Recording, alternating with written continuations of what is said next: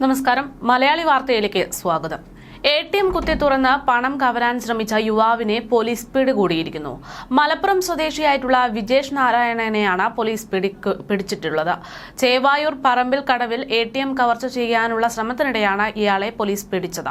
ഇന്ന് പുലർച്ചെ 2:25 Hitachi ATM തകർക്കാൻ ഇയാൾ ശ്രമം നടത്തിയത്. പൂട്ടിയിട്ട ATM റൂമിന്റെ ഷട്ടറിനടിയിൽ കൂടെ പുറത്തു വന്ന വെളിച്ചമാണ് ഇയാൾക്കൊക്കെ വിനയായി മാറിയത്. അടച്ചിട്ട ATMന്റെ ഷട്ടറിനടിയിലൂടെ കണ്ട വെളിച്ചം പോലീസിന് അസ്വാഭാവികമായി തോന്നുകയും പിന്നാലെ പോലീസ് പാഞ്ഞെത്തുകയുമായിരുന്നു. കൗണ്ടറിന്റെ ഷട്ടർ താഴ്ത്തിയിട്ട് ATM തകർക്കാനായിരുന്നു മോഷ്ടാവിന്റെ ശ്രമം എന്നാണ് പോലീസ് നൽകുന്ന വിവരം. എന്നാൽ ATM തകർക്കാനായി കൊണ്ടുവന്ന ആയുധങ്ങൾ ഉൾപ്പെടെ പ്രതിയെ പോലീസ് പിടിച്ചിരിക്കുകയാണ്.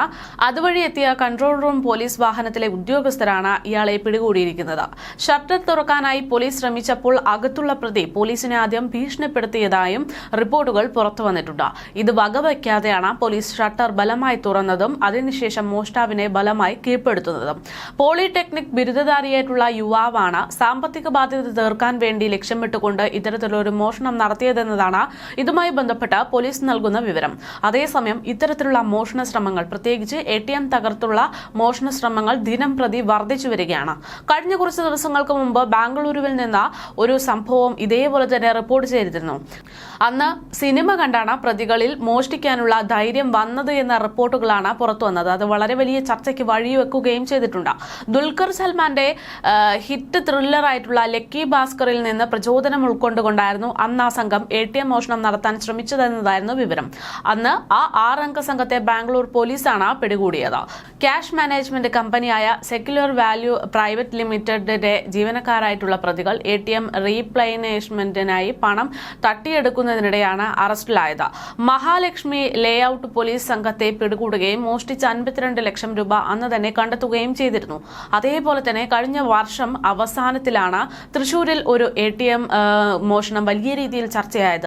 അതായത് ഹരിയാന രാജസ്ഥാൻ അതിർത്തികളിൽ വരുന്ന ഒരു വ്യവസായ മേഖലയിൽ ഉൾപ്പെടുന്ന ഒരു പ്രദേശമാണ് മേവാത്ത എന്ന് പറയുന്നത്. ഇവിടത്തെ പ്രൊഫഷണൽ ATM കൊള്ള സംഘമാണ് മേവാത്ത ഗ്യാങ് അഥവാ ബ്രെസ ഗ്യാങ് എന്നറിയപ്പെടുന്നത്. അവരാണ് തൃശൂരിലെ ATM കവർച്ചയ്ക്ക് പിന്നിൽ എന്ന ഞെട്ടിക്കുന്ന റിപ്പോർട്ടുകളായിരുന്നു കഴിഞ്ഞ വർഷം സെപ്റ്റംബറിലൊക്കെ പുറത്തു വന്നത്. മേവാത്ത് സംഘം രാജ്യമാകെ സഞ്ചരിച്ച് കവർച്ച നടത്തുന്ന ആളുകളാണെന്നും അവർ കോടികളാണ് ഇത്തരത്തിൽ കവർന്നതെന്നുമായിരുന്നു അന്ന് പുറത്തു വന്ന വിവരം. 200-ലധികം ആളുകൾ ഈ സംഘത്തിൽ തന്നെ ഉണ്ട് എന്നാണ് പോലീസ് അന്ന് വ്യക്തമാക്കിയത്.